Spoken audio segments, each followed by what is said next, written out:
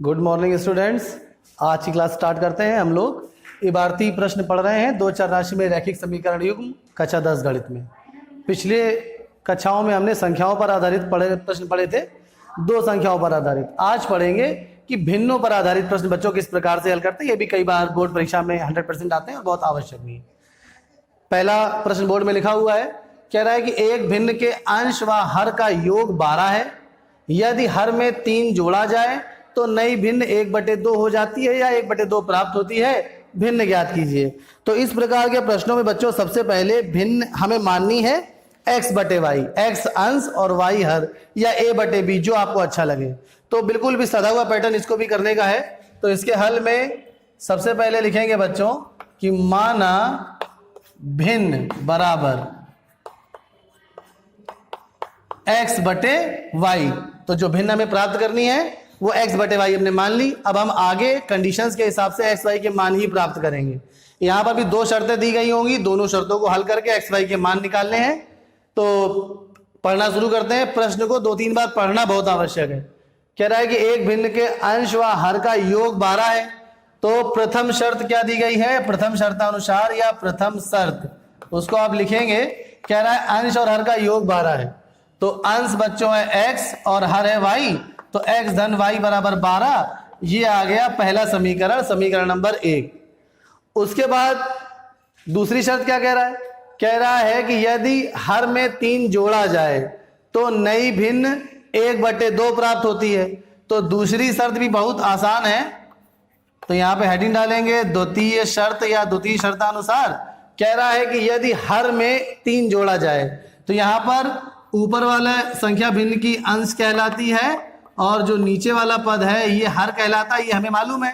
तो कह रहा है कि केवल ये आपको ऐसे लिखना नहीं है, समझाने के लिए केवल लिखवा रहे हैं आपको। कह रहा है कि यदि हर में 3 जोड़ा जाए, मतलब अंश में कुछ नहीं किया गया, तो अंश वैसे ही रहेगा बटे हर में 3 जोड़ दिया। हर क्या था y, y में 3 जोड़ा तो y धन 3। तो कह रहा है भिन्न क्या हो जाती है, 1/2 बन जाती है। तो बराबर 1/2। अब इसको भी हल करके xy में एक समीकरण प्राप्त कर लेंगे। चलिए तिर्यक गुणा करते हैं। 2 का x में गुणा होगा तो ये 2x हो जाएगा। 1 का y धन 3 में गुणा होगा तो बराबर y धन 3 इसी प्रकार से रहेगा। y का पक्षांतर कर लिया जाए तो 2x ऋण y बराबर 3। ये समीकरण नंबर 2 हो गया। अब इन दोनों समीकरणों को फटाफट हल कर लेते हैं। दोनों को जोड़ दीजिए, y विलोपित हो जाएगा क्योंकि y के गुणांक समान है, दोनों में एक ही एक है और चिन्ह अलग अलग है। तो बड़ा आसानी से विलोपन विधि से ही हल हो जाएगा।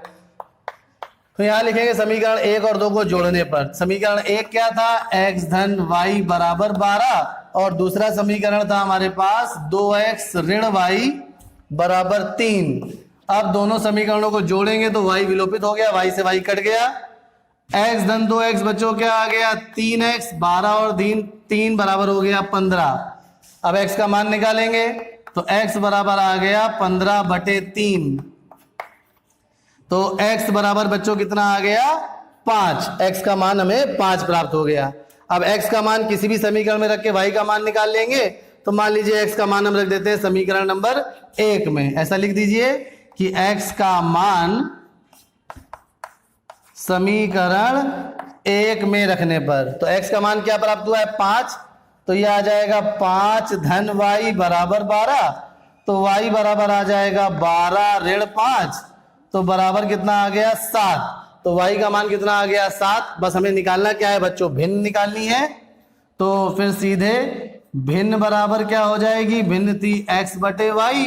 तो x का मान हमारे पास आया है 5, y का मान आया है 7। तो यही हमारा आंसर हो गया कि 5/7 जो है वो हमारी भिन्न है। इसमें भी आप दोनों समीकरण, दोनों शर्तों को चेक करके उत्तर की जांच भी कर सकते हैं, जैसे 2 अंकों की संख्या वाले प्रश्नों में कर रहे थे। पहला क्या था शर्त कि अंश और हर का योग 12 होना चाहिए। देखिए 5 और 7 को जोड़िए 12 आ रहा है, पहली शर्त सेटिस्फाई हो रही है। दूसरी शर्त क्या थी कि अगर हम हर में 3 जोड़ दे तो इसका मान 1/2 हो जाएगा। बिल्कुल देखिए कैसे हो जाएगा, अंश 5 है, हर 7 है, 7 में 3 जोड़ दीजिए तो ये 5/10, 5 1 5, 5 दूनी 10। देखिए भिन्न 1/2 बन गई। इसका मतलब हमारा उत्तर बिल्कुल सही है क्योंकि दोनों शर्तें सेटिस्फाई हो रही हैं। चलिए बच्चों धन्यवाद। अगला प्रश्न करेंगे अगले वीडियो में।